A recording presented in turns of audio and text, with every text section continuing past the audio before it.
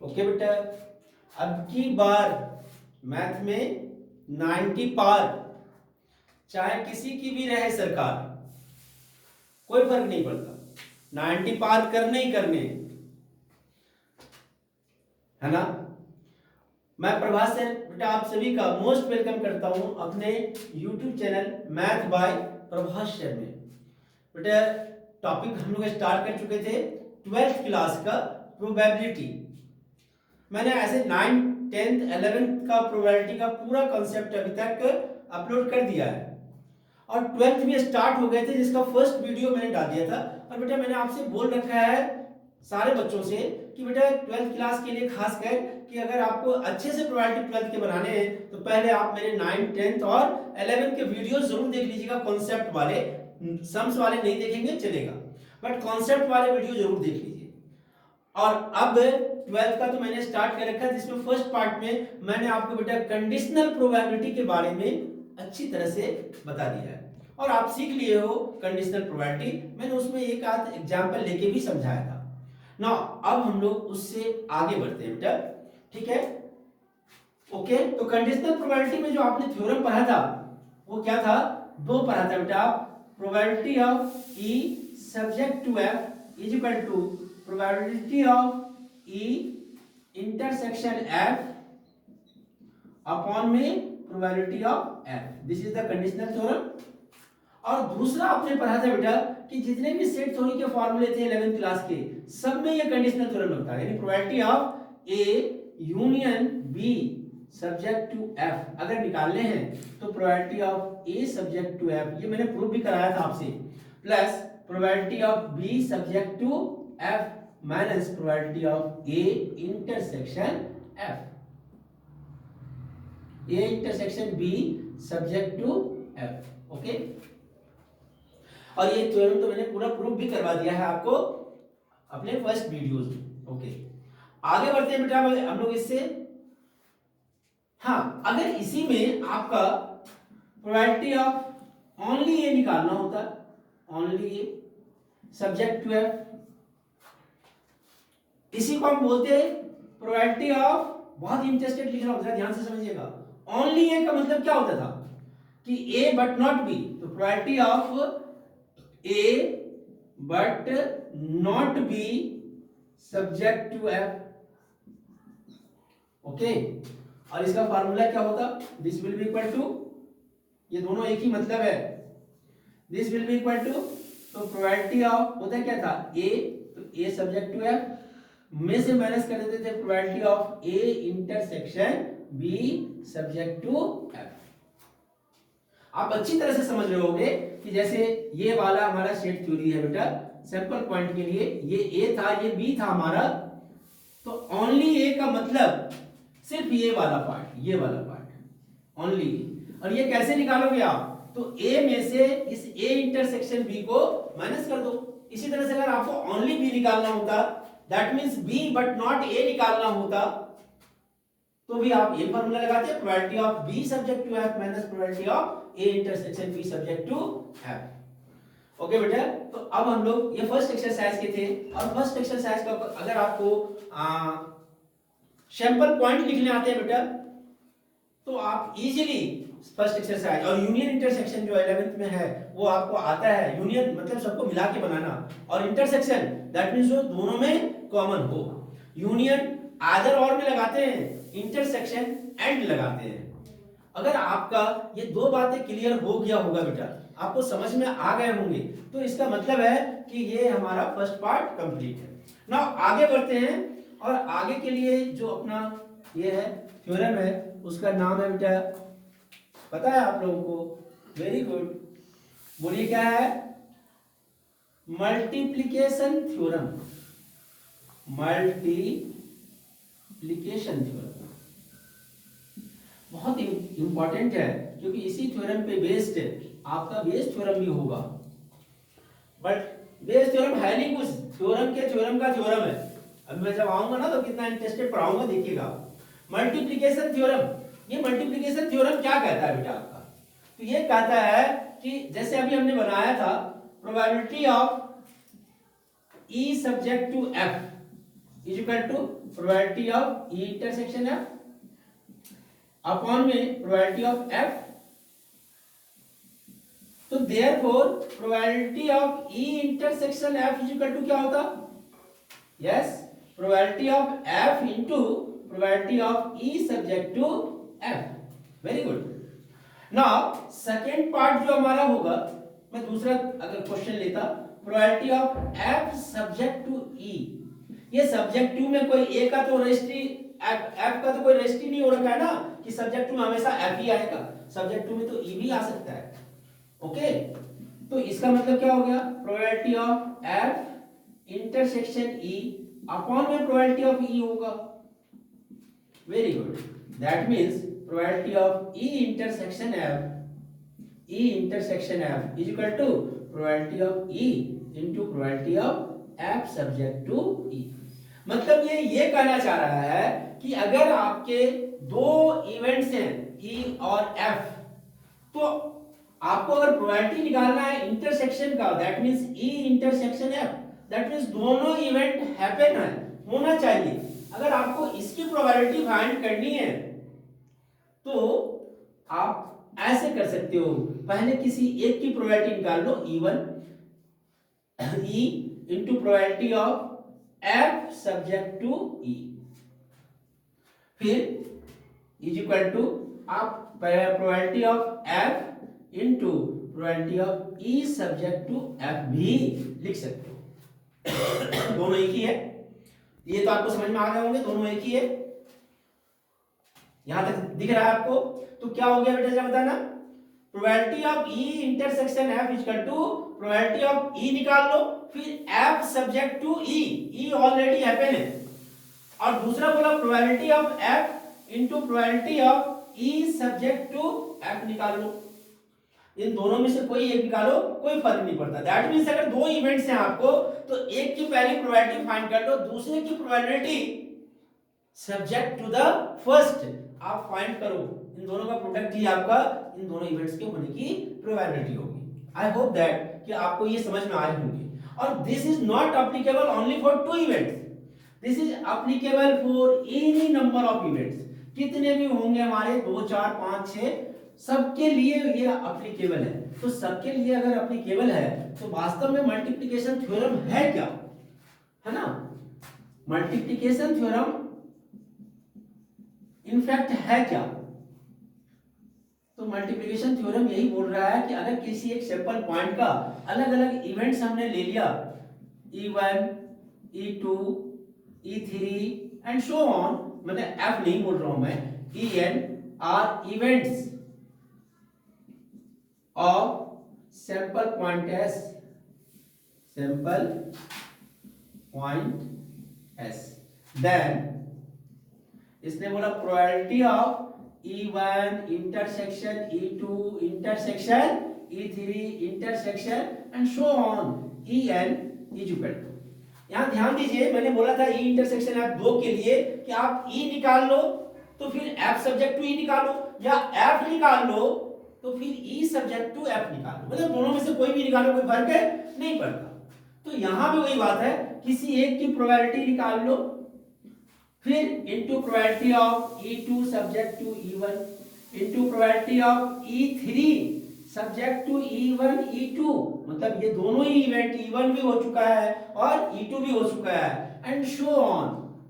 इसी तरह चलता रहेगा probability of En subject to E1 E2 से लेके En-1, यानी उसके पीछे का सारा इवेंट जो है वह हो रखा है। इनका प्रोडक्ट यदि हम निकाल के सम करें, यही इनके इंटरसेक्शन का, this is the multiplication theorem for any number of events.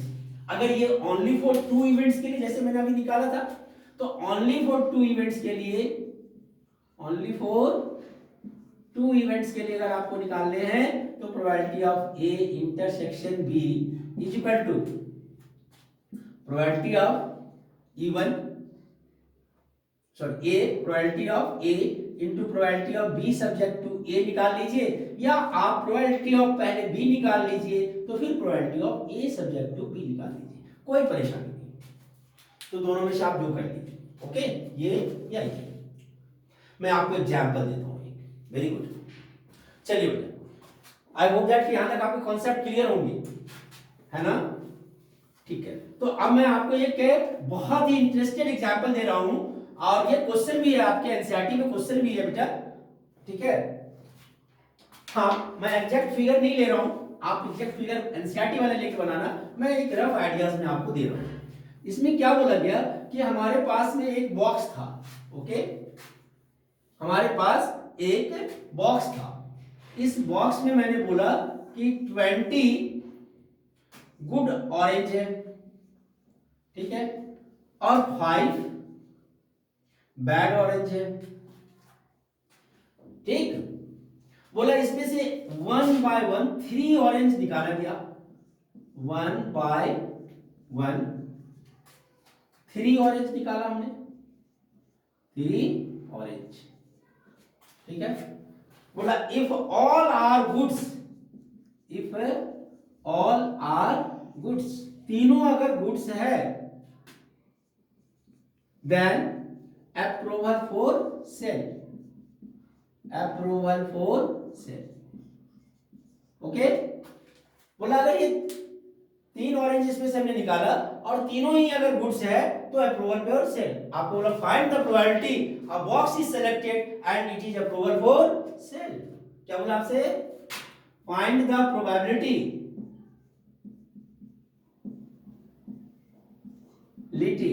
for a box selected or approval for sale, approval for sale। इसी तरह से मिलता जुलता क्वेश्चन आपके एनसीईआरटी में है, ओके। तो ये कौन सा क्वेश्चन है? यही है मल्टीप्लिकेशन थ्योरम। क्यों मल्टीप्लिकेशन? मल्टीप्लिकेशन थ्योरम कहां लगाओगे आप? जहां पर दो या दो से ज्यादा इवेंट्स हैं, पहला नंबर, और जहां पे आपको एंड चाहिए, it must be happen, it must be happen, it must be happen, and लगा हुआ है, आदर और नहीं है। दैट मींस इंटरसेक्शन अगर आपको निकालना है तो आप मल्टीप्लिकेशन थ्योरम यूज करोगे, ओके। कहां यूज करोगे? जहां पर आपको, वेरी गुड, हाँ, एंड में दिया हुआ हो, एंड गिवन हो आपका, यानी एंड की प्रोबेबिलिटी आपको फाइंड करनी है ना? तो आप क्या करोगे? मल्टीप्लिकेशन थ्योरम यूज करोगे। यहां पर 3 इवेंट्स था, हमने लेट कर लिया। क्या लेट करा बेटा?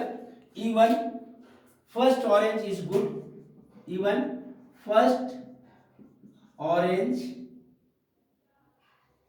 Is good. दूसरा E2 second orange is good, और E3 third orange is good, probability for approval for cell, probability approval for cell मतलब क्या? बोलिए। Very good. Probability of E1 intersection E2 intersection E3। Approval for cell जब ये तीनों होगा, E1 भी होना चाहिए, एंड E2 भी होना चाहिए, एंड E3 भी होना चाहिए, और एंड का मतलब इंटरसेक्शन। और जब ये इंटरसेक्शन हो गया, दैट मींस मल्टीप्लिकेशन थ्योरम। और कहीं से भी आप लिख सकते थे, this will be equal to probability of E1 into probability of E2 subject to E1 into probability of E2 subject to E1 E2, okay. Now अब यही से थोड़ा सा कॉन्सेप्ट चालू होता है, dependent event and independent event. ये independent event है या डिपेंडेंट इवेंट है? तो इसने बोला था 1 by 1 3 ऑरेंज आर ड्रॉन, और क्वेश्चन में बता नहीं रहा है कि विथ रिप्लेसमेंट और without replacement. It means without replacement. 3 orange हम निकाल रहे हैं विदाउट रिप्लेसमेंट। रिप्लेसमेंट मतलब फिर से उसी जगह पर दोबारा डाल देना, this is known as a replacement, okay. हाँ, जहां से निकाले थे वहीं पे डाल देना, this is known as a replacement. अच्छी तरह से आते हैं आप लोगों को रिप्लेसमेंट का मतलब, वेरी गुड। हाँ, तो फाइंड द प्रोबेबिलिटी हमने क्या बोला था कि approval for cell, that means E1 intersection E। अब इनकी प्रोबेबिलिटी कैसे निकालें? प्रोबेबिलिटी ऑफ E1 क्या होगा? जरा सोचिए अलग से कि प्रोबेबिलिटी ऑफ E1 मतलब फर्स्ट ऑरेंज हमने निकाला और वो गुड हो जाना चाहिए, तो गुड कितने थे? 20 अपॉन में 25। एक बच्चे ने बोला ये होगा सर, सही बोला उन्होंने। दूसरा प्रोबेबिलिटी ऑफ E2 निकालने हैं, जबकि हमने बोला ऑलरेडी पहला वाला ऑरेंज जो था वो गुड था और उसे हमने सेट एसाइड रखा है, मिक्स नहीं करा है। दैट मीन्स जो 20 गुड्स थे उसमें से एक गुड ऑरेंज तो हमने निकाल रख दिया, तो अब गुड ऑरेंज बचे कितने हैं? 19। Very good. Upon total orange कितने बचे हैं? Not 25, this is 24। एंड अगर आपने ये निकाल लिया तो probability of E3 subject to E1 E2 भी आपको समझ में आ गए। अब पहला वाला ऑरेंज भी गुड निकाला, सेट एसाइड, दूसरा वाला ऑरेंज भी गुड निकाला, उसे भी सेट एसाइड, अब तीसरा निकाल रहे हो, यानी दो तो गुड्स चले गए, तो बचे कितने? 18। Very good. टोटल 25 थे, उसमें से दो ऑरेंज तो चले गए, तो बचे कितने? 23। और यही वैल्यू आप यहाँ पे रख देंगे बेटा। This is your answer, 20/25 into 19/24 into और 18/23। जो कट रहा है काट दीजिए, आपको समझ में आई है बेटा। 5 4 जा 20, 5 5 जा 25, 6 4 जा 24 और 6 3 जा 18। हो गया? ठीक है, कितने होगा ये? 4 3 जा 12, 12 9 जा 108, बराबर में 108 है ना, 10 बच गए 10 108 और 12 बच जा 12 और 10, 12 और 10 कितने हो जाएंगे? 22 अपॉन में, और भी कट ही रहा था, सॉरी बेटा, ये 4 से 4 भी काट ही दीजिए और इजी हो गया आपका, तो है ना। 93 जा 57 अपॉन में और 5 3 जा 15, 5 3 जा 10 और 1 11। ये आंसर हो गया। आई होप दैट कि ये अच्छे से आपको समझ में आ गए होंगे बेटा। नाउ अब आगे बढ़ते हम लोग, डिपेंडेंट एंड इंडिपेंडेंट इवेंट क्या होता है। Exclusive, mutually exclusive, that means क्या था? पेयर वाइज, यानी इंटरसेक्शन जो है वो 0 होना है। और इंडिपेंडेंट का मतलब क्या है कि पूरी तरह से आप फैमिली में डिपेंडेंट नहीं हो, मतलब डिपेंड नहीं हो, आपका अपना ही अलग से, यस, आप अपने अलग से वैल्यू रखते हो। ठीक है, जैसे कैसे वैल्यू रखोगे? तो अभी देखो बेटा, आप घर में हैं, मम्मी पापा के साथ हैं, क्योंकि आप पैसे कमा नहीं रहे हैं, मम्मी पापा जो आपको खिला रहे हैं, फैमिली में आप साथ हैं, यहां तक तो ठीक है। कल के दिन आप बहुत अच्छे जॉब पे चले गए, है ना, और लाखों का महीना मंथली इनकम होने लगा, जितने भी इनकम हो, it does not a matter, लेकिन आपने अच्छे से पैसे कमाने लगा। ठीक है, अब आपके पास दो रास्ते होते हैं। पहला रास्ता तो ये है कि अब पैसा कमा ही रहे हैं तो बस क्या करें, साइड भागे, क्योंकि अब तो माँ बाप बेकार लगते होंगे लोगों को कि भाई वो क्या बोल रहे हैं, क्या करेंगे, कितना करेंगे, चलो हम अपनी दुनिया बसाते हैं।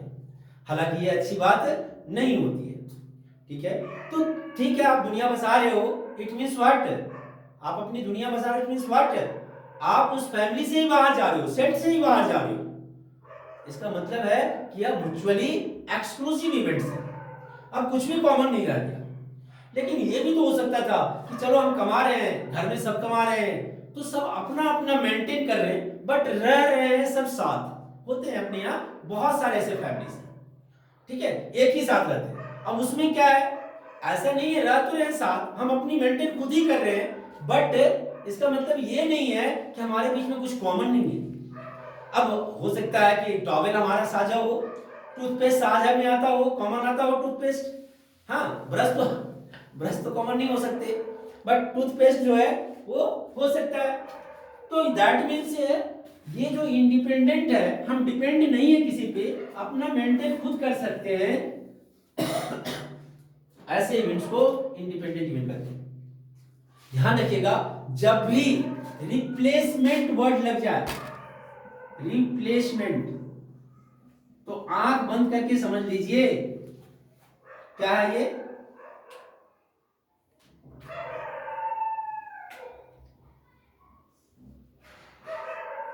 रिप्लेसमेंट वर्ड अगर लग जाए, ठीक है, तो क्या है, डिपेंडेंट या इंडिपेंडेंट? वेरी गुड, क्या है, इंडिपेंडेंट। और विदाउट रिप्लेसमेंट हो तो डिपेंड करेगा, विदाउट रिप्लेसमेंट है तो डिपेंड करेगा, इसीलिए ये क्या है हमारा डिपेंडेंट इवेंट है।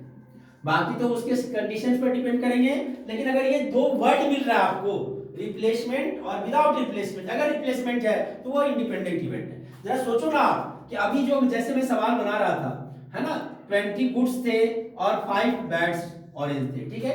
अगर अब में पहला वाला हमने गुड निकाला और उसे रिप्लेस नहीं करा है, तो दूसरा वाला गुड निकलेगा, उसकी प्रोबेबिलिटी पहले वाले पर फर्क डाल रहा है या नहीं डाल रहा है? अगर पहला वाला गुड निकला तो दूसरा वाला गुड निकलने की प्रोबेबिलिटी हो गई 19/24, लेकिन अगर पहला वाला गुड नहीं निकला तो दूसरा वाला गुड निकलने की प्रोबेबिलिटी 20/24 हो जाएगा। It means the second orange is a good depends on what is the first orange. कैसा था आपका फर्स्ट ऑरेंज, है ना? अगर वो गुड था तो अलग प्रोबेबिलिटी होगी, अगर वो गुड नहीं था तो गुड आने की प्रोबेबिलिटी डिफरेंट होगी। दैट मींस यह डिपेंड कर रहा है क्योंकि हमने रिप्लेसमेंट नहीं करा। लेकिन पहला वाला हमने देखा गुड है या बैड है, जो भी है हमने कॉपी में नोट किया और इसको लाके फिर से इसी में डाल दिया। अब दूसरा निकाल रहे हैं, तो फिर जब दूसरा आप निकाल रहे हैं तो वो गुड होगा या बैड होगा, क्या होगा, उसका पहले वाले से कोई लेना देना नहीं है, क्योंकि अब फिर से गुड तो वही हो गया 20 और बैड वही रह गया 5। वो जो ऑरेंज निकाला था वो तो इसमें डाल दिया। This type of events are known as a what, independent event, because replacement हो गया, जो निकाले थे वो इसी में डाले, फिर जाके दूसरा इवेंट हम स्टार्ट करें। आई होप दैट कि आपको डिपेंडेंट और इंडिपेंडेंट समझ में आ गए होंगे। और यदि इंडिपेंडेंट इवेंट है तो इसका मतलब है कि if A B C are independent event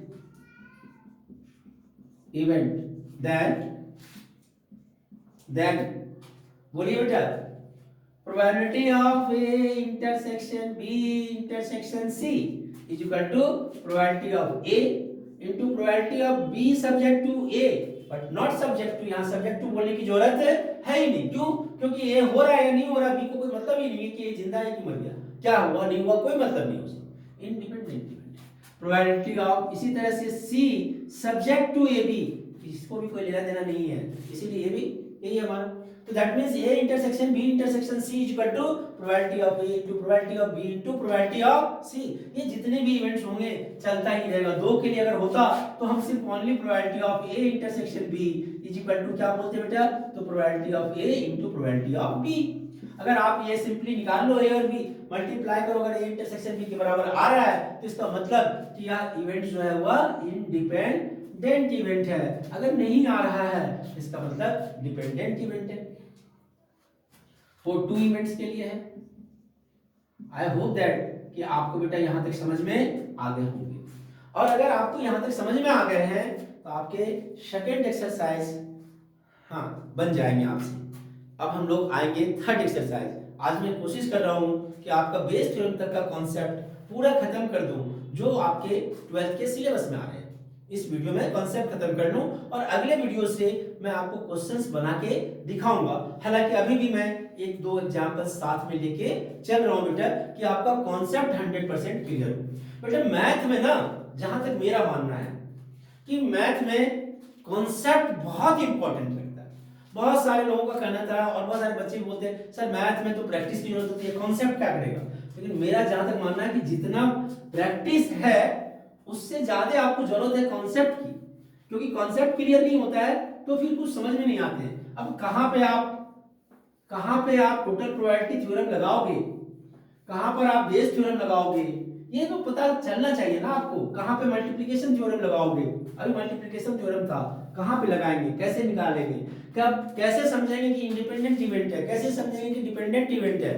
in सब वर्ड पे आपको अच्छी तरह से अपने आप को फोकस करने होंगे, इसी को कॉन्सेप्ट बोलते हैं। और ये कॉन्सेप्ट अगर आपका क्लियर है तो बेटा फिर तो सवाल आप चुटकी बनाते बना दोगे, जहां तक मेरा मानना है। मैं क्वेश्चन दिखाऊंगा भी आपको। नाउ आगे बढ़ते बेटा, और आगे बढ़ने के बाद अब हम लोगों का नंबर आता है वही जिसका आपको बहुत बेसब्री से इंतजार है, बेस थ्योरम का। ओके बेटा, और इस बेस थ्योरम से पहले आता जो नंबर है वो है टोटल प्रोबेबिलिटी थ्योरम का। दोनों एक ही साथ चलेंगे हम लोग, टोटल प्रोबेबिलिटी थ्योरम का। फिर से हमें पार्टीशन में लेके आना होगा। और बेटा फिर यहाँ पर स्टार्ट होने से पहले फिर मैं से आपसे रिक्वेस्ट करूंगा, एक बार आप 11th का वीडियो जाके देखिए, वहां पर मैंने mutually exclusive and mutually exhaustive events के बारे में बहुत अच्छे से समझा रखा है। ठीक, और अभी भी मैं बोल रहा हूँ, समझा रहा हूँ शॉर्ट में, आपको याद आ जाए कि म्यूचुअली एक्सक्लूसिव इवेंट्स मतलब पेयर वाइज इंटरसेक्शन जीरो होगा। Mutually exclusive events means pair wise intersection zero होगा। और म्यूचुअली एग्जॉस्टिव मतलब सबको मिला दो तो आपके सैंपल पॉइंट हो गए। और यही हमारा पार्टीशन कहलाता है। पार्टीशन का मतलब ये गांव वाला बंटवारा है। जब भाई वगैरह में बंटवारा होता है ना, दो भाइयों के बीच में जब आपस में बंटवारा होता है, 2 हो, 4 हो, 10 हो, 20 हो, हाँ, ये तो अपने में तो है नहीं, इतने सारे भाई हैं, इनके बीच में बंटवारा हो रहा है। बेटा उस बंटवारे का बहुत अच्छा नियम है, क्या? नंबर 1 कि कुछ भी कॉमन नहीं रहेगा। जब बंटवारा हो रहा है तो फिर कॉमन किस बात का? तो कॉमन नहीं रहना चाहिए। ठीक, और दूसरी कि जितनी संपत्ति है सबको बांट लो। तो दैट मीन्स अगर मैंने ये बोला ये E1 है, ये E2 है, E3 है, En इवेंट्स है हमारा, तो E1, E2, E3 and so on, En are events of sample point S, such as बोला E1 union E2 union so on union En is equal to S. That means mutually exhaustive events है। Okay, and pairwise मतलब E1 intersection E2 is equal to E2 intersection E3 is equal to E1 intersection E3 is equal to EI intersection EJ is equal to 5। That means mutually exhaustive हो गया था। अब ये क्या है हमारा? Mutually exclusive events. अगर ऐसा है, ठीक, तो फिर ऐसे इवेंट्स को हम लोग पार्टीशन कहते हैं। ओके, और ये बोला गया कि अगर हमने पार्टीशन कर दिया, अब इनमें से किसी इवेंट ए की अगर हमें प्रोबेबिलिटी फाइंड करनी है, प्रोबेबिलिटी ऑफ ए, यही है हमारा टोटल प्रोबेबिलिटी थ्योरम, कि अगर हमें प्रोबेबिलिटी ऑफ ए फाइंड करनी है तो क्या होगा, और होगा क्या? तो probability of A is equal to probability of E I into probability of A subject to EI का समेशन होता है I इक्वल टू 1 से लेके n तक, जितना इवेंट्स आपने डिस्ट्रीब्यूट करा है। दैट मीन्स ये इक्वल टू होता है E1 into probability of A subject to E1 plus E2 into probability of A subject to E2 plus so on probability of En into probability of A subject to En. I hope that कि आपको यहां तक समझ में आए हैं कि पहले की टोटल प्रोबेबिलिटी थ्योरम है क्या। तो क्या बोला टोटल प्रोबेबिलिटी थ्योरम? कि एक सैंपल पॉइंट का पार्टीशन कर दिया, n पार्ट में डिवाइड कर दिया। पार्टीशन का मतलब ही प्रोबेबिलिटी में होता है कि they must be mutually exclusive as well as they must be mutually exhaustive. Okay, E1 से लेके En तक म्यूचुअली एक्सक्लूसिव होगा। एग्जॉस्टिव में म्यूचुअली वर्ड नहीं यूज करते, ठीक है। तो म्यूचुअली, हाँ वेरी गुड, एक्सक्लूसिव होगा, यानी एक दूसरे के साथ इंटरसेक्शन 5 होगा, कुछ भी कॉमन नहीं होगा, ठीक है। यही प्रोबेबिलिटी का। और ये प्रोबेबिलिटी ऑफ ए, अगर इसमें से किसी इवेंट ए की प्रोबेबिलिटी निकालनी हो, अब मैं समझाऊंगा आपको, बहुत अच्छे से समझाऊंगा इसको। किसी एक की प्रोबेबिलिटी ए की निकालनी हो तो इसी को हम लोग बोलते हैं टोटल प्रोबेबिलिटी थ्योरम। अब हम इसे प्रूफ पहले करेंगे कि प्रूफ कैसे करें। वेरी गुड, आपको पता है बेटा कि A इज इक्वल टू क्या होगा? तो A इंटरसेक्शन S होगा, सिंपल पॉइंट, ठीक है, ठीक है, वेरी गुड है। तो A इज इक्वल टू ये A इंटरसेक्शन, और S को हम बोल सकते थे E1 union E2 union E3 से लेके यूनियन En तक, क्योंकि अभी अभी बोला था कि हमारा जो ये E1 से लेके En तक इवेंट्स है ये सारे क्या है, म्यूचुअली एग्जॉस्टिव है। इसका मतलब सबका यूनियन S होगा, तो S को तो हम सबका यूनियन लिख सकते थे। ठीक है, अगर ऐसा है तो डिस्ट्रीब्यूटिव प्रॉपर्टी बोलता है कि हम अलग अलग इसके साथ कर सकते हैं, यानी A intersection E1 union A intersection E2 union and so on A intersection En कर सकते हैं। यहां तक समझ में आ रहे हैं? यहां तक दिख रहा है ना सबको अच्छा से बेटा? ओके, अगर यहां तक समझ में आ गया है बेटा आपको, तो मैं थोड़ा सा इसे जगह बनाऊंगा।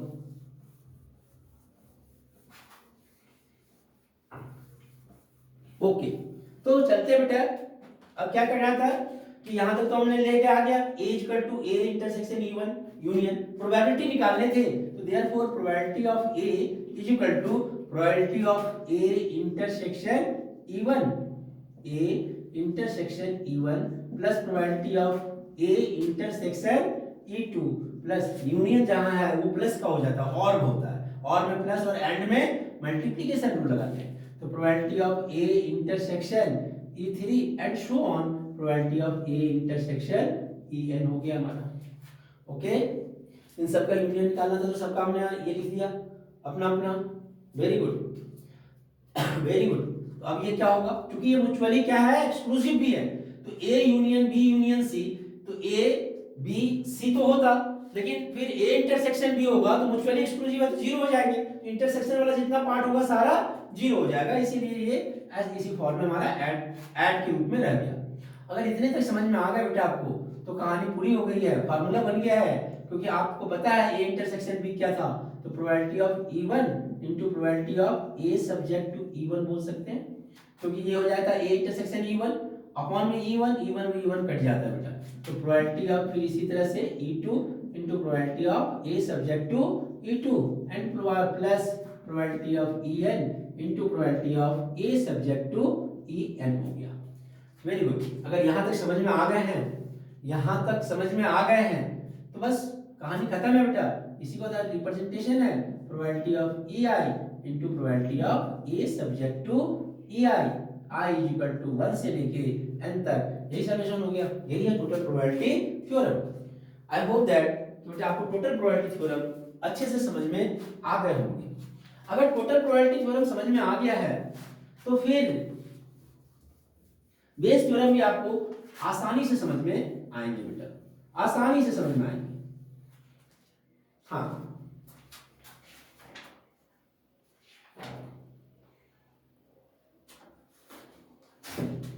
अब मैं ये बोल रहा था